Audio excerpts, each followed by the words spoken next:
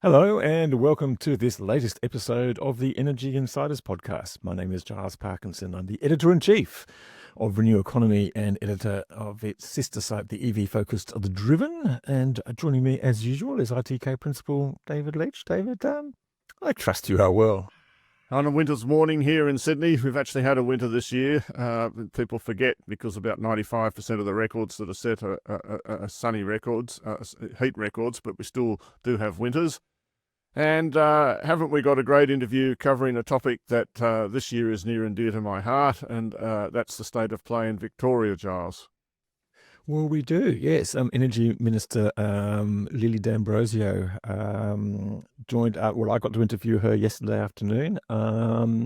Quite a detailed interview, and for about 45 minutes, went through a lot of topics. Still a lot of topics not yet covered. But sometimes you need a bit longer with these things. But anyway, David, let's have a listen when I caught up with Lily D'Ambrosio on Thursday afternoon. Lily D'Ambrosio, welcome back to the Energy Insiders podcast. Hello, Giles. Good to be back. Well, there's lots to talk about, as usual, in the midst of this energy transition that we're experiencing in Victoria and around Australia and hopefully around the globe as well. Let's kick off with your gas replacement strategy, because that's a major issue for Victoria and it's a major political football as well. You've announced new plans. It's actually quite interesting on a bunch of different levels. One, banning, requiring all electric appliances and fittings in new homes, I think from 2027.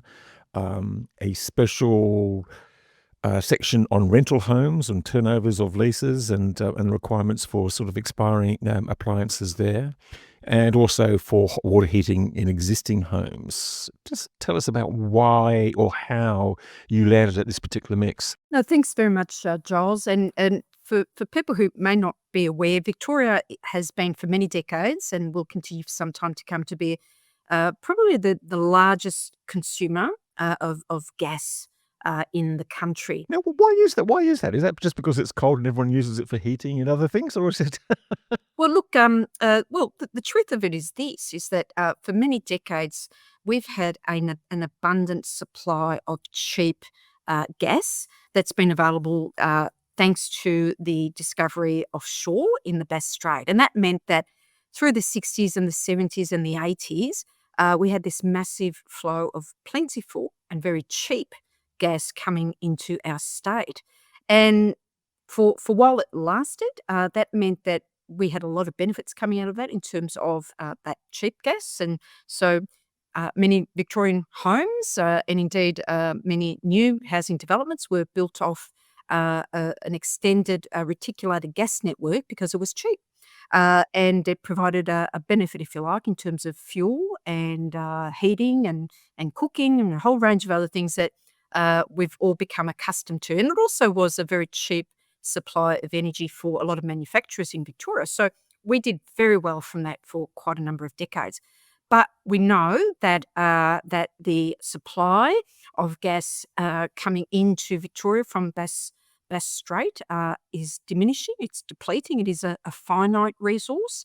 And so a number of years ago, we kicked off a process in Victoria, which I led, and that is a process that we called the Gas Substitution Roadmap. And that was about, well, how do we deal with a number of challenges? One, the supply of gas coming into our state is diminishing. It's depleting. The price of gas is going up, and that continues to rise. Certainly far much greater rise in costs, even compared to electricity. And how do we decarbonise? And that's the other challenge, of course, here too. Yeah, and we're about to get into those electrification sort of measures, and they're really interesting. But I just wanted to pause just there, and sorry to interrupt you. The supply of gas. I mean, Victoria's often accused of not doing enough. Okay, Bass Strait has been depleted. People have been looking for gas. They thought they found gas. No, they didn't really. Victoria's still accused of not doing enough to encourage gas exploration onshore. What's your response to that? Well, my response is that who are these people saying it? And there are many organisations and people out there who have very strong vested interests. And what's important here is that you look at the evidence. The evidence tells you this, is that For 4 years, when Victorian Labor was not in government between 2010 and 2014, the Liberal government at the time put an actual press the pause button, if you like, on all gas exploration and in Victoria, whether that was onshore or offshore in state waters. So they actually brought to a standstill gas exploration. Now we got re-elected, and we reopened exploration for conventional gas in Victoria. We did put a ban on fracking because we heard very loud and clear from Victorians, whether it was the farming community or environmental groups, that we didn't want to contaminate all of the things that we are renowned for as a state in terms of the food security and the quality and the sustainability of our food production. So that's that. So it was actually our Labor government that restarted gas exploration here onshore and in state waters. And I think I'm the first minister in 10 years, Giles, to have signed the first production license of gas last year. That was the first one in about 10 years. So, look, there are vested interests out there that want to portray our government as being one thing or another. What I can tell you clearly is that we are the only government, and we're certainly the first in the country to have a very clear plan that has broad support, very broad support, about how do we manage better our gas supply, how do we help electrification, how do we manage better people's energy bills, whether they are in the home or in a business. How do we ensure that we've got enough supply to meet demand? How do we deal with the pricing impacts of gas, which has actually gone up by a multiple of 5 times more expensive than electricity? And of course, the fact that it's tripled in price in the last 10 years.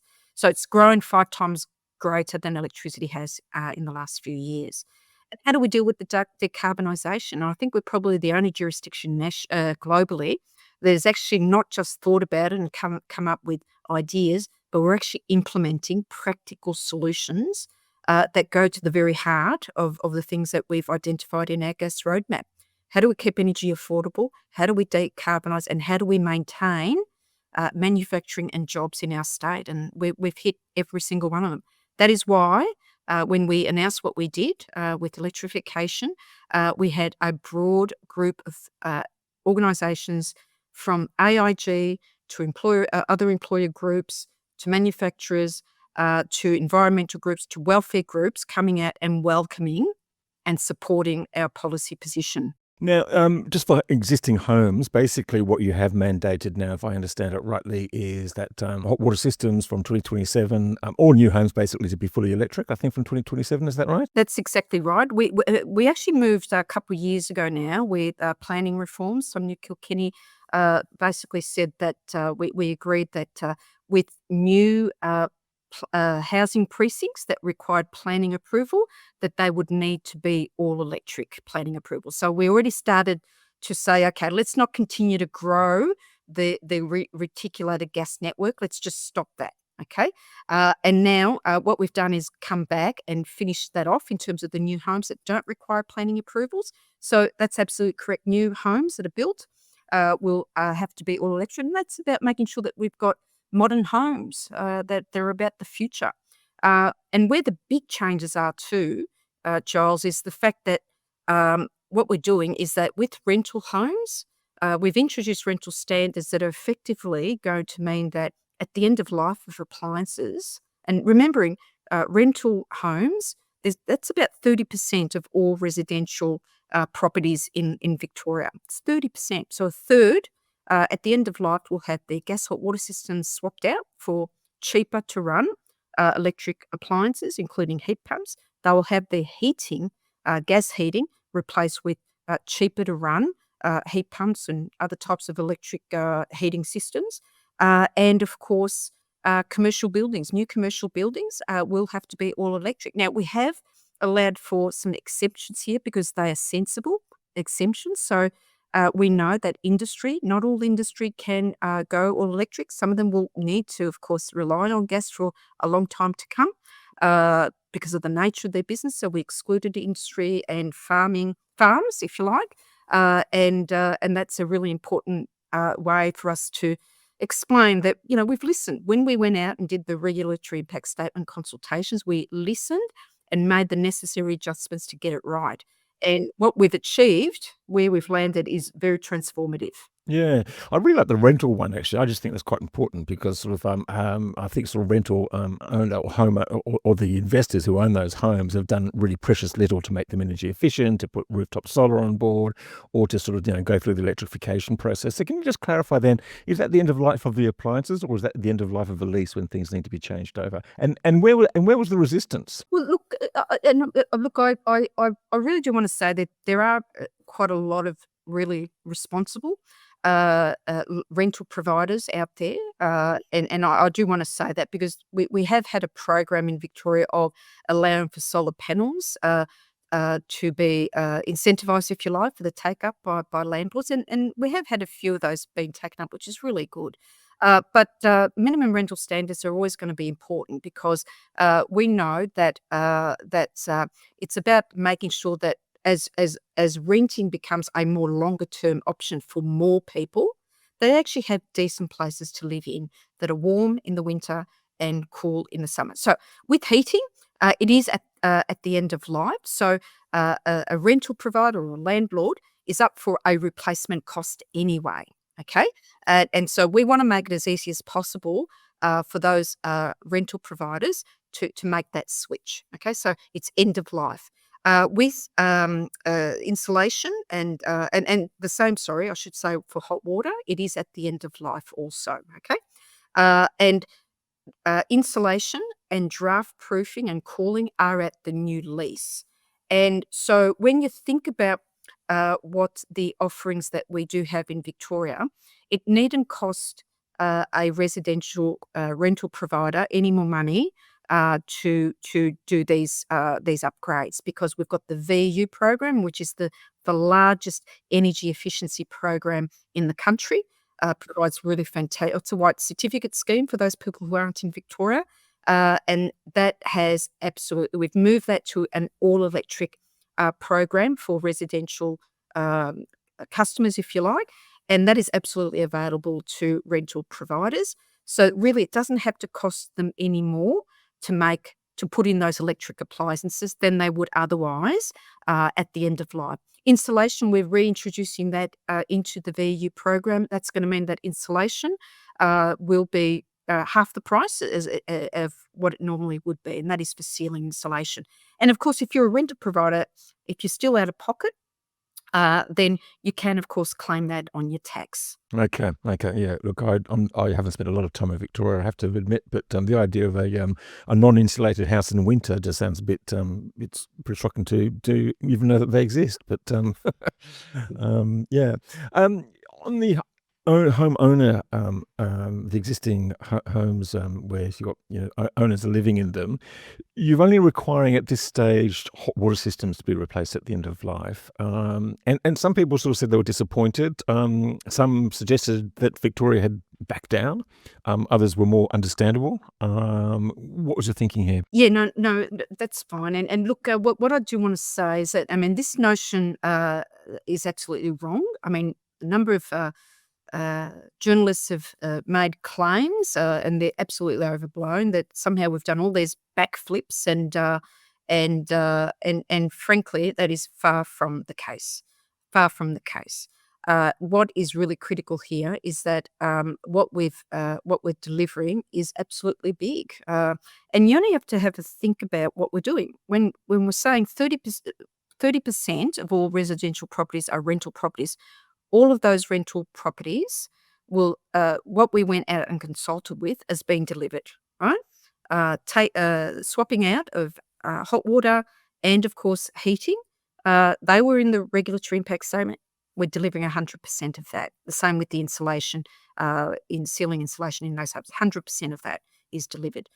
In terms of new homes, we went out and consulted, and we're delivering that 100%. In terms of new commercial buildings, we're delivering that 100%, other than a couple carve-outs, but we had those carved out anyway in the initial consultation.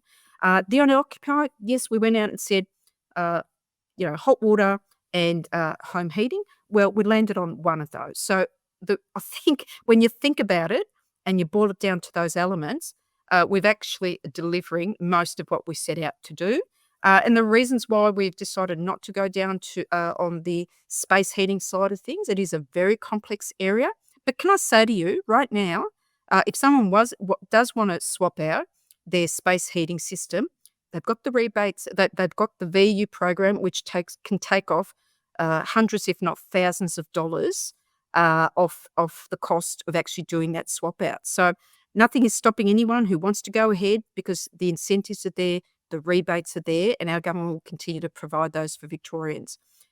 So that's, I think there are all very big pluses here. And I don't think any other jurisdiction globally has been able to achieve what we've done, and we're implementing it. And might you actually introduce that at some later date? Maybe sort of one step now with the hot water, and then the next step might be the heating, say, in a couple of years' time. Look, we're not going to get into that. I mean, we've been really clear that we've made this decision, and this is the decision that we're implementing. We'll continue to provide those incentives, if you like, those rebates. The VU program, which is a white certificate scheme, which I mentioned earlier, which is about driving energy efficiency upgrades in homes and businesses. I recently moved amendments to our legislation to extend the program to 2045. So that program is locked in, and that'll continue to provide those incentives for Victorians that want to take that extra step. And I'm very confident people will start to see that as they start to see the dollar savings on their bills for hot water. On average, $300 a year will get shaved off the energy bill every year by moving to a heat pump at the end of life. People will start to understand the benefits of this, that they can actually be able to take control of. And so I can see a really strong future for space heating that is on the electrification side of things, even as we have landed with the regulations. And what will all this mean then for the gas supply and gas prices in coming years? And this is why it's really important for us to understand where we started from. We started from making sure that we needed to ensure that more gas supply is really important, because there are a lot of businesses that support a lot of jobs. And whilst the fact is that gas prices have increased significantly right across the country, they are still cheaper in Victoria than other states. So supply is important, but so is demand. If anyone thinks that the solution only lies in supply side, well, we're going to be selling everybody short. That's the reality of it, because you can actually get multiple benefits. So can I just say to you, Giles, with the reforms that we've done in terms of electrification in the home, the rental standards, the new homes, the new commercial buildings, the owner-occupier requirements, all of that will free up 12 petajoules of gas every year by 2029. Okay, and by 2035, it'll deliver 44 petajoules annually, and continue to increase after that date. Now, what does that mean in lay terms? In 2035, that's enough. That 44 petajoule annual saving is enough to meet 85% of Victoria's forecast industrial demand. This is the equivalent of finding new gas fields. But it's been smart about it and saying, let's just move it from residential, freeing it up, because it's still the cheaper gas. So it's about ensuring that we're taking Victorian gas, it's expensive, but it's still relatively cheaper, and making that last longer. Okay? So that's a smart way of doing it. Demand side is a critical equation, always has been in the energy sector, but we're actually making it practical and real in terms of gas. It's not just about supply, it's about that the demand side too. And it's saving people money. It's saving households money. It's saving industry money, even if they don't. And we're also focusing on electrification for those businesses that can. We're having lots of conversations. I've met with a lot of food and beverage manufacturers recently, and they're wanting to understand more. How is it that they can save money on their energy bills through electrification? We've announced as part of our electrification program, our announcements are a $10 million electrification fund for food and beverage manufacturers, because they can have substitution of gas. So again, it's about being smarter with the gas that we do have and managing demand and saving everybody money. And that's always going to be produce an economic benefit broadly for our state and supporting jobs. Can I ask how you're going with the electrification of your home? Well, look, I don't want anyone to compare me with themselves because, look, I'm lucky. I've got a well-paid job. Okay, I do, and I'm not saying that everyone should be like me. Okay, but I will. Yes, I'll say to you that we recently did a reno 3 or 4 years ago, and we did go all electric. But can I just say that people don't have to make the choice of going all electric at once. You don't have to. You don't have to bite off more than what you can chew. For some people, it will be about end of life. The gas hot water system will be replaced under our regulations if you're in your own home. It will need to be replaced with a heat pump, an electric system. And we've got rebates there, and we've got that will mean that it won't cost you any more. It won't cost you any more. For others that want to, at the end of life or sooner, they want space heating and swap that out, they don't have to do it all at once. They can make that decision when it suits them. And that's why, of course, if I can pivot to the way we can assist Victorians to navigate all of this, is that the SEC, the State Electricity Commission, which is a government-owned entity, we made a commitment at the last election to bring that back. And what that is doing is establishing a one-stop shop. Now, what does that mean? A one-stop shop is it's about electrification, and how is it that we can use a government-owned entity that's not selling anything and no hidden costs, if you like. We know that the market is complicated, and what's the right product for me? Who should install it? How much money will it cost? How much will it save me? The market out there, the energy market, and what I mean by the energy market is all of those things. What are the products out there? They all promise a whole lot of things in delivery, but what will it really mean for me? That's why the SSC is now got a one-stop shop. It's online. People can jump on it right now. It will tell you all of the rebates that are available at state and federal levels. It'll tell you the types of products that you can look at installing and how much they're likely to save you. You can punch in all of your details of what it's costing you right now, and it'll be that one source of truth that can be trusted and make it simple.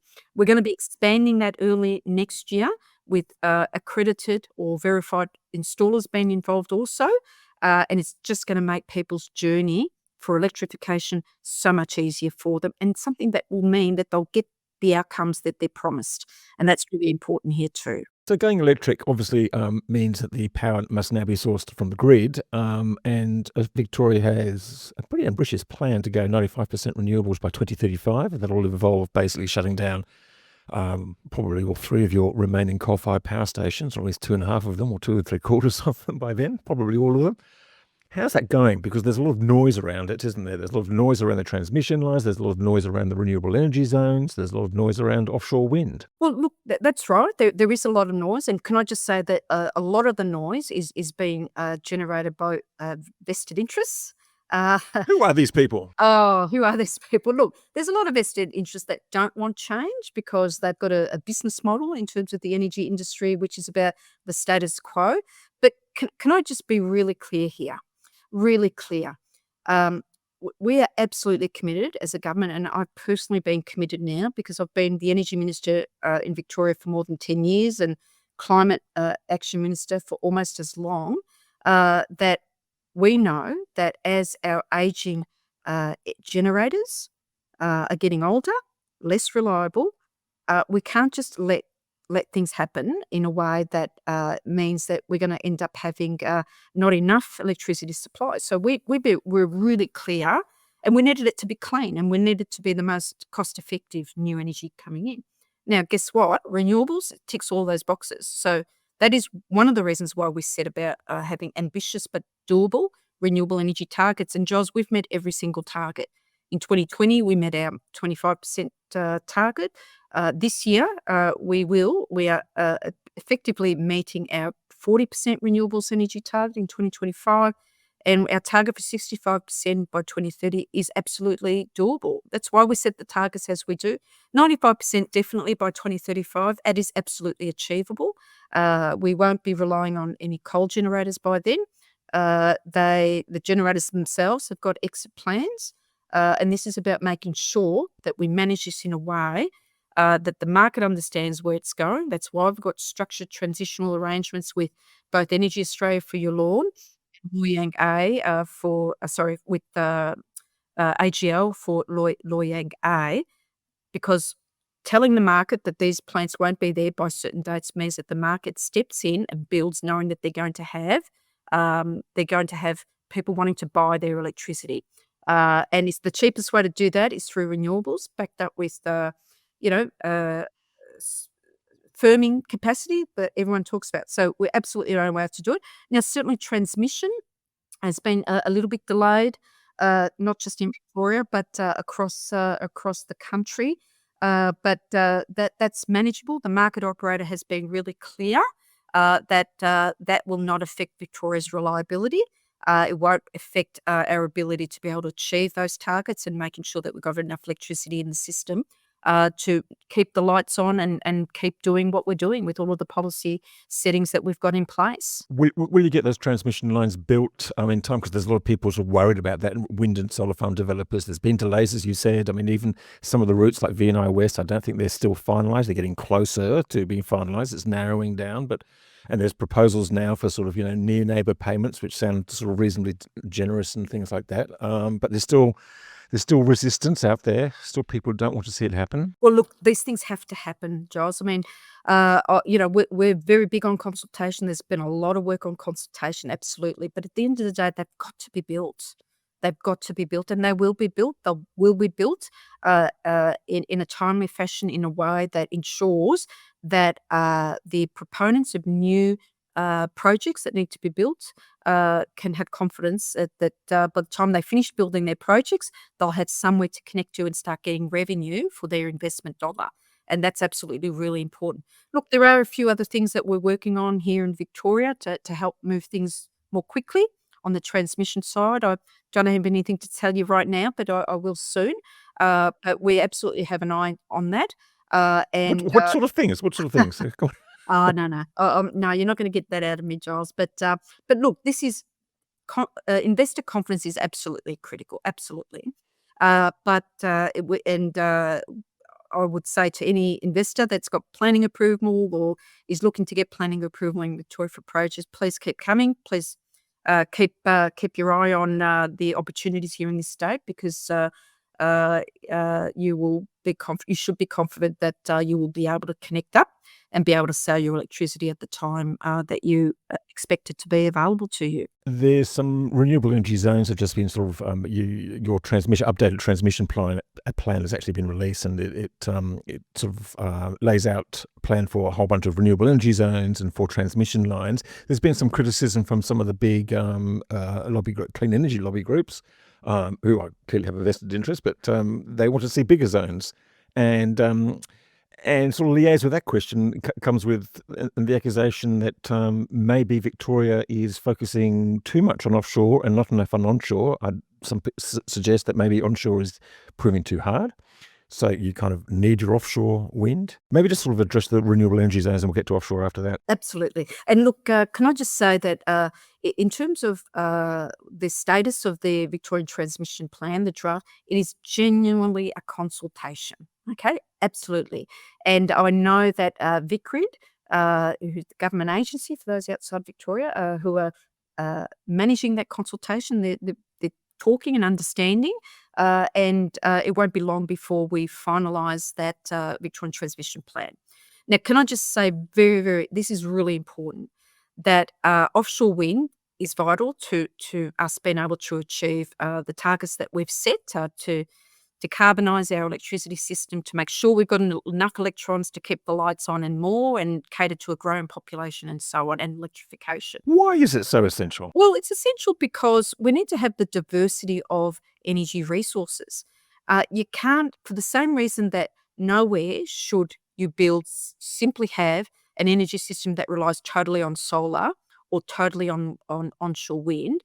diversity gives you the flexibility and the opportunity to fully utilize the benefits of these technologies, which are the way to go in terms of decarbonisation.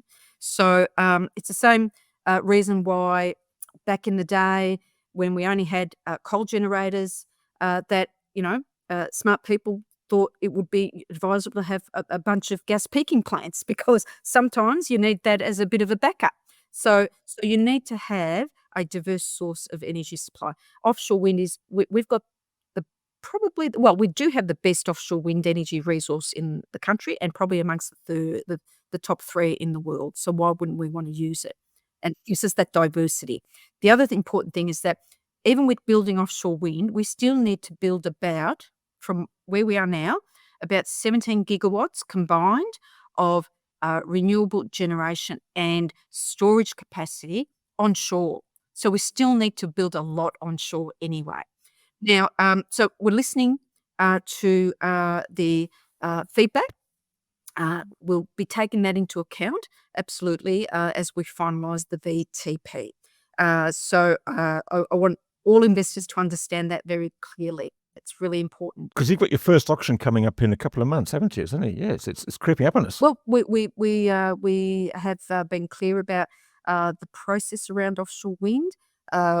Going into market is really important for us, and we've indicated that we're looking at a September date, and we're continuing to prepare ourselves for that, as are the potential investors, who are really still very excited about the prospect of investing in the first offshore renewable energy projects in the country here in Victoria. As I said, we've got amongst the best resource in the world. Sorry to interrupt. There's been a few projects sort of fallen by the wayside. Some big names have withdrawn for whatever reason. Are you concerned about that? Are you just thinking that's the inevitable redundancy of, you've got a whole bunch of people coming in, staking up the ground, and some have just decided that they're not going to be able to compete with some of the more established players? Or are you worried then that, costs have risen and people just can't see how it can work? Oh, no, not at all. Look, I'm not worried by it, because I think the fact is that the energy investor community globally is a massive one, and with offshore wind, we know that typically it's a long process, right? Understanding what the environment is, what the permissions are that's required, the investment environment. All of the things that typically we know through experience in other countries that have gone before us, that there's a long run up to getting the first projects up and going. And it's no different here in Victoria. We understood that, and we know that, and it's not a surprise to us.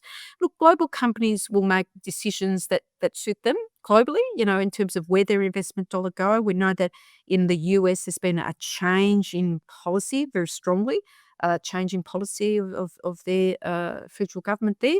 And that, together with inflationary pressures globally, supply chain, all of those things, global businesses, global corporates that are in this space will make decisions that are not about what's happening in one particular jurisdiction, but what is happening globally. So these things aren't a surprise. What I can say clearly is that there is still a real hunger and a real appetite for global investors that are staying, that want to see it through and want to be the first to invest and develop up offshore wind energy projects in Australia, and the first will be in Victoria. You've said during this interview that just noted that you've been energy minister in Victoria for more than 10 years now. That makes you, I think, the eminence grise. I don't know whether that's actually a word that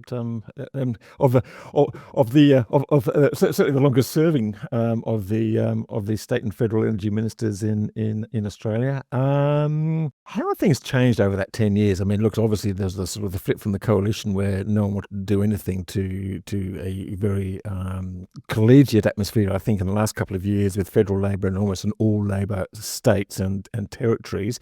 The dynamics of that have changed in the last couple of years, I think, in Queensland, which doesn't look fantastic, and Northern Territory, which is smaller and probably less relevant. Are you still confident that things can go forward and actually reach the targets that Australia has set itself for 2030 and will need to set itself for 2035? Well, all of this, what you've just at a very high level painted, is the fact that governments do change, in states, federally. But one thing's for sure, it's all the more reason why in a jurisdiction that we stick to the plan, that our plans are resilient and they can continue to be delivered. Now, would we always want more support? Nationally, absolutely, absolutely, because when all of the jurisdictions work together, we can achieve more and sooner, and in a way that is better, really, for everyone in terms of that certainty and confidence to invest. That's really important. So, for example, for most of those 10 years that I've been energy minister, we've had a very belligerent and anti-renewables Commonwealth government that basically made no contribution. In fact, they put up barriers. Let me just say the journey to offshore wind had a lot of barriers, and it's been a journey now for a number of years where we couldn't even get a regulatory framework in Commonwealth waters from the previous Commonwealth government. It took a change of Commonwealth government for us to get a regulatory framework for Commonwealth waters. So really important. But look, we're on that journey. There's no turning back. The job's not done. The benefits from carrying on with the policy framework that we have in Victoria is really critical. And we can see that with the Commonwealth government, we've been able to reach agreements around how the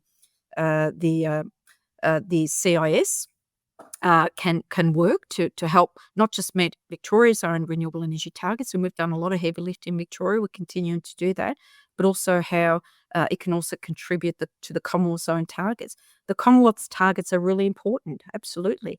You have to have targets and you have to have plans in place to help you get to those targets. No one benefits from simply having a target that you actually don't have a plan for being able to achieve them. That's what we've learned in Victoria from the very early days. You can set your targets, but unless you've got a plan to achieve it, they are just hollow aspirations. It's the same approach we took, Giles, to our electrification program that we put out there. We set our targets for how do we increase, how do we get to electrification? How do we do that? How do we improve rental standards? What are our aspirations? Unless you've actually got a plan and deliver it, it means nothing. For all of the jurisdictions and the players globally that talk about, let's come up with a great idea, for all the books that have been written about our electrification, for all of the talk about setting, noble goals, unless you actually work a way to actually deliver it and actually have broad support for it, those ideas are simply that. And you don't actually deliver it. Now, I'm not saying that we're the heroes here, but I think if you have a look at all of the big changes that have happened in Australia, Victoria's always been at the forefront of all the big changes. We were the first state to set a 10% renewable energy target. 10%. Now, people say, geez, that's weak. But geez, back in the day, It'll break the grid. it will break the grid. But we did that. And then it got adopted by other states, and then all the states basically ganged up on a Commonwealth government that said, hey, guess what, a 5% renewable energy target. I think that's what that John Howard said. But, those days, we don't look I don't think it was that high, actually, but it was maybe not that high. But we don't look back. We keep building on it, because unless you've got ambition's great. Having the talk about it is great, but you actually have to have the plan to get it done, but also stay in government. yeah, stay in government. Well, that's And I say that unashamedly. I can easily set a target that we have no hope of achieving and burn a lot of people and have a lot of people ganging up against you. That's not going to do anyone any good. That's not going to do the climate any good. That's not going to do householders any good that actually do want to save money on their bills. But I can say to you today, our energy mix, we've got 11 or 12% of our energy in Victoria coming from rooftop solar. That's energy that people are delivering. That's helping their bills, helping them. It's about taking everyone with us. So the work that we've done on the gas and electrification that we just announced, we got AIG saying this is a good thing. We got businesses saying, how do we electrify? Help us work that through, because we reckon we do want to get a piece of that, saving the money. We've got industry saying, yeah, look, it's good. That's fine. You're saving Victorian gas. For us, it's about communicating that and working with them. There's no easy, simple way to do this other than sitting down, talking to people, and getting a degree of comfort around that, because that's how you get implementation done, and that's how you get your outcomes done. And the proof is there. We're going to be reducing our emissions by 2030 and 2035. It'll all contribute to that. It'll save people on their energy bills in the home and in their business. Electrification is the way to go. It saves and it frees up that really finite resource of gas that is going to continue to support our jobs in Victoria in the face of increasing gas prices. And we're going to, and this is about working our way to net zero. Just two quick questions before you go. You did mention Loy Yang A and AGL and an agreement there. Have I missed something there? Have you done a Yallourn style agreement with AGL? Yeah, we have. So I mean, we're the first state in the country. We're the first jurisdiction in the country to have negotiated two what we call structured transition agreements. Okay, the first one we did with Energy Australia for the early exit of Yallourn. So Yallourn is coming out in 2028, and that is absolutely going to happen, despite all of the silliness of people wanting to claim that there's some plan there to make that not happen. And I think it was about 2 or 3 years ago we landed one with AGL for the exit of Loy Yang A in 2035. So there's one remaining coal plant, and that is run by Alinta. For Loy Yang B. Okay, so there's no structured transition agreement in place for that. But this is all about, again, making it clear to the market, all those renewable energy investors, all those that need to be building firming capacity. These are the exit dates. Build to be there in time. We never want to see a Hazelwood situation again where a company on the other side of the world makes a decision to pull the plug, not give anyone any notice or barely any notice, and we see price spikes. We don't want to see that ever happening again. And we've got the template. If you want to talk about transition nationally, Victoria is actually living and breathing the transition, because we've got those in place. Why were the details of those agreements never publicly released in terms of the money? The New South Wales government came out and sort of said, it's going to cost us potentially this amount to keep Eraring open for 2 years. Well, our agreements are not about prolonging the life of coal generators. They are making sure that they have an exit date, which the companies themselves have determined, and making sure that they deliver on that. They deliver two things. One is that they keep their kit in good nick so that they remain as reliable as they can be, knowing that they are aging assets, but keeping them as reliable as they can be until the date that they go. We're not paying anyone to stay open. We're not paying any of them to stay open. The deal is that they keep them in good nick, that they're there until the date that they go, and that provides the investor confidence to come and build, so that we've got the replacement energy in place in time for those planned to exit. One final question. This is just about market power and sort of ownership of utilities and generation assets and things like that. Victoria privatised most of it a long time ago. Victoria is now actually sort of, you have actually led the sort of for the reconstitution of the State Electricity Corp, which you sort of talked about earlier, and it's investing in batteries and other projects to sort of fill the investment gap there. And it's also providing, as you said, sort of advice for electrification of homes. It's doing some retailing as well. We've seen, particularly in the last month of June, not just in Victoria, but across the country, we've seen sort of prices jump up really high.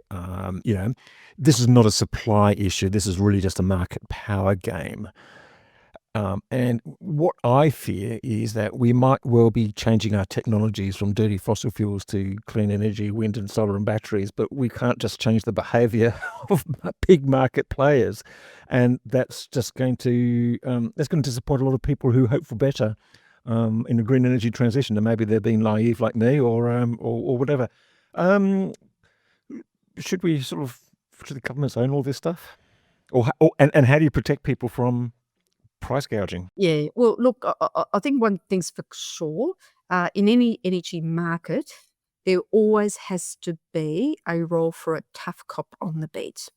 Whether it's government having a stake or an interest in elements of the market, or indeed having a really strong regulator, we need to make sure that they are there. So one of the really important things that we did when we were first elected, because remembering, and you touched on this earlier, Giles, is that Victoria was the first state to go basically full bore privatisation of the energy market, full bore.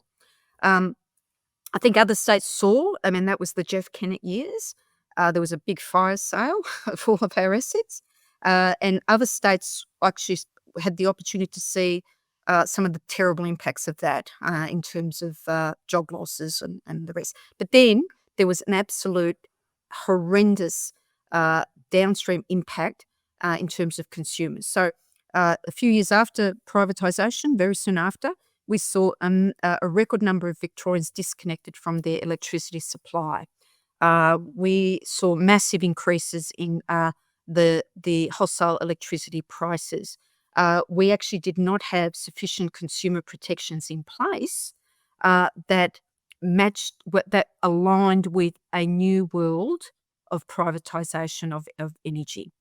So when we got elected in 2014, one of the first priorities that I had was to lift the consumer protections, and we did that. We stayed outside of the national electricity framework for consumer protections deliberately to rebuild and have the strongest consumer protections for energy retail in the NEM. Now we're seeing at a federal level, other states now catching up to Victoria in terms of consumer protections, and I'm absolutely delighted to see that. Absolutely.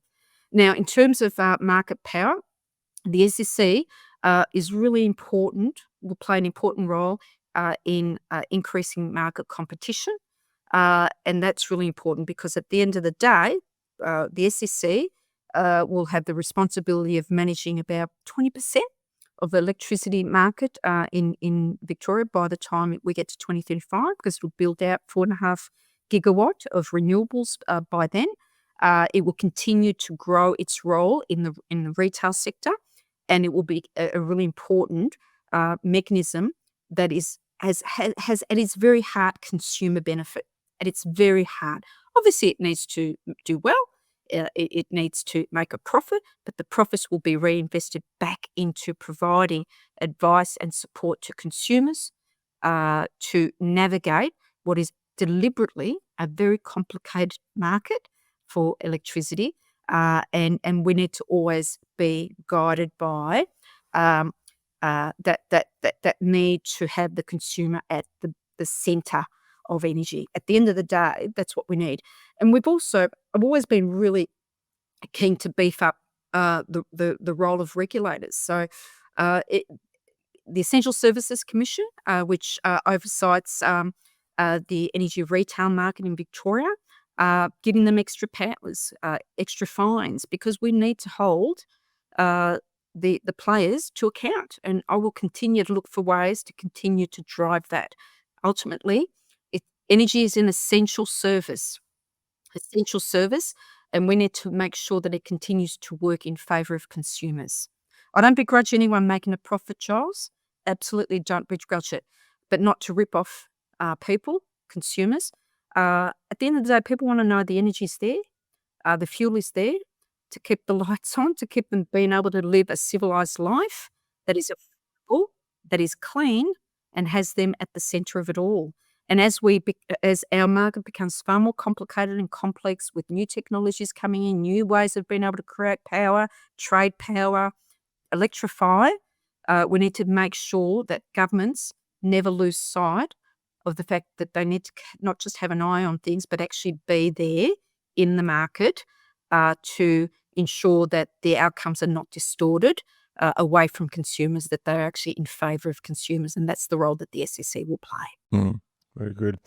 Lily D'Ambrosio, you've been very generous with the time. There's a whole bunch of things I would like to talk to you about, but I think we've run out of time. But look, thank you very much for coming back on the Energy Insiders podcast, and we look forward to further announcements and further developments. Thank you so much, Giles. I always have a great pleasure in being able to talk with you.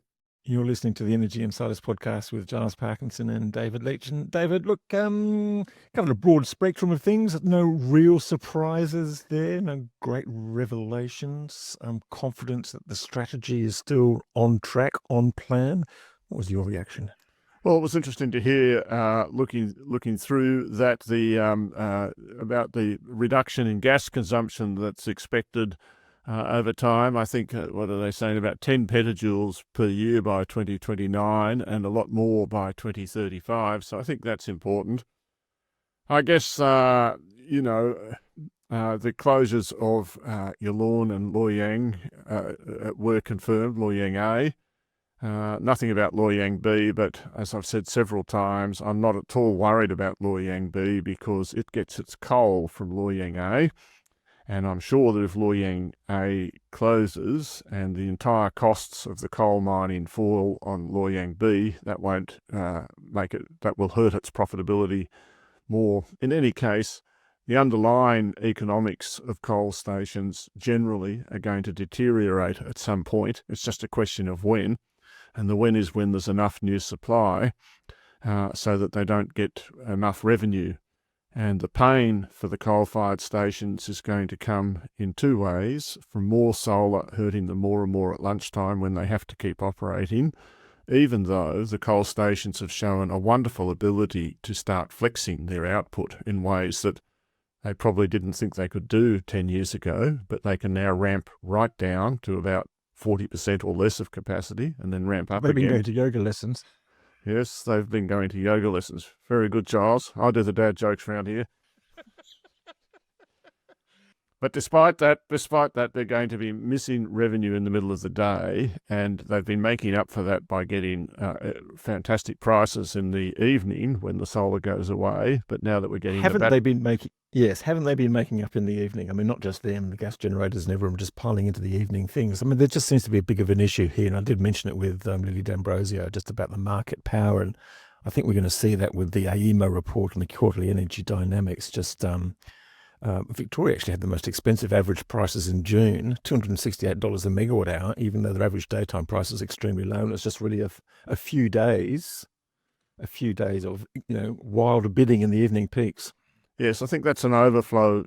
It may be. I always have to look into it about what's happening in South Australia in the last month. They had some very, very high prices in South Australia for a couple of days. And as we've mentioned, that's an issue with the energy-only market. It's not an issue. It's the way the market's designed to work. And what it does is it sends a great big signal to battery producers that there's still a lot of money to be made if history keeps repeating itself to build new batteries. And I don't mind that price signal. In the end, there'll be too many batteries, we hope. Or some of us hope, and prices in the evening will come down. And we need, as Alex Bonhouse said last week, as every coal generator is taken out, you need lots more gigawatts of batteries, and that's where we need those, and we need the solar, and we need the new wind. And speaking of the wind, there's been a couple of projects that have sort of entered the planning horizon, haven't there, Giles, in Victoria and in Queensland. I mean, there's so many wind projects in planning, it's kind of irrelevant.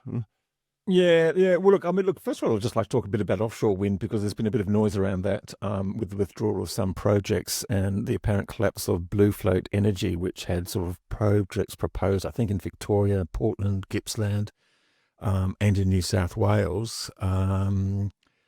I don't know how to say this politely, but I'm not too sure there'll be many tears shed about their departure in Australia. I think their projects were the subject of all the great disputes in the Illawarra zone and the Portland zone.